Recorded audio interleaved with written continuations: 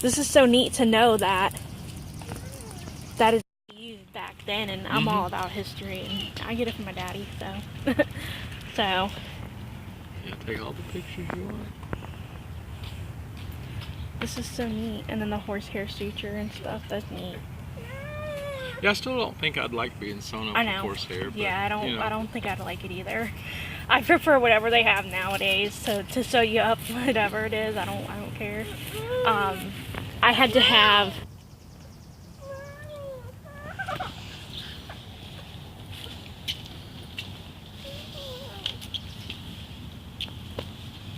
That's neat. What is that used for?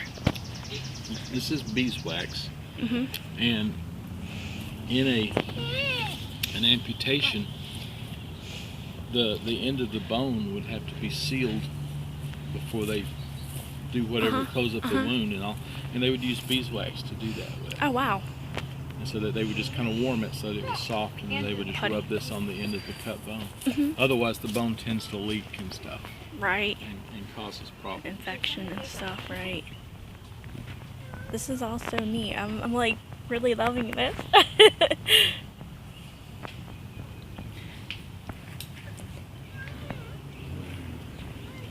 My dad is all about history and stuff, and he was like, "Oh, they're having a medical display. What does it do?" I was like, "Well, we're taking our client to." We're like that too. Yeah, yeah. And now this is all the gauze and stuff that they would use? Yep, this is a dressing tray. Oh, wow. If you had gone to a hospital, for every so many men, there would have been one of these trays. And it just had an assortment of bandages, material for making bandages. It would have had suture material. And then there would have been, I've got to make some more of this. This is kind of the equivalent of modern day gauze. This was called lint or Sharpie. And this was made, they would actually unravel. They would have the young women in town, okay, all the young men had gone to war, okay. The men here in Clarksville, a lot of them had gone to Virginia. And so there were no longer young men to dance with and to have parties with and things like that. So the young women, they would get together and they would have what they called bandage rolling parties. Okay, because once you sent your men to the field, you still bore a certain amount of responsibility for providing their supplies, out in the field. And so they would send them, the usual kind of boxes from home with cookies and things and clothes and whatnot. But they would also roll bandages. And so they would rip up grandma's tablecloths and the bed sheets and the petticoats and just anything that was made from muslin or from linen, they would rip up and they would make bandages. Well, things that were made from linen, they would also make this. They would cut roughly a 6x6 square. And then they would pick it apart, thread by thread by thread. And they would bunch these little threads up.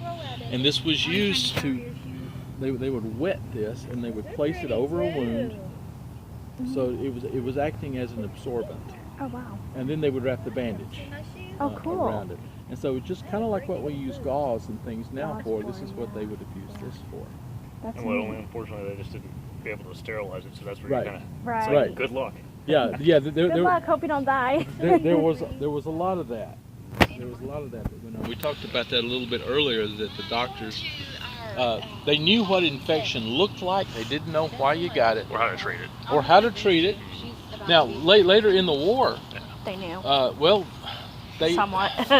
there were some, the whole idea of germ theory didn't come here till after the war was over. It was probably mid-1870s or so. But there were some surgeons who were astute enough that they said, there's something causing this. And by the end of the war, there were a few who were using carbolic acid sprays, or they would actually spray. They would wash their instruments. They would spray the entire surgical field with carbolic acid, which would essentially sterilize what it came in touch with. Gangrene was a real problem. And there were one or two Union surgeons who were actually treating gangrene with liquid bromine, and they would just pour it all over the gangrenous wound. and it would actually kill those bacteria. So you had people who actually survived having gangrene, where most did not. But it was that liquid bromine that did that. So there was some understanding starting to develop, but by most standards, it was too late. To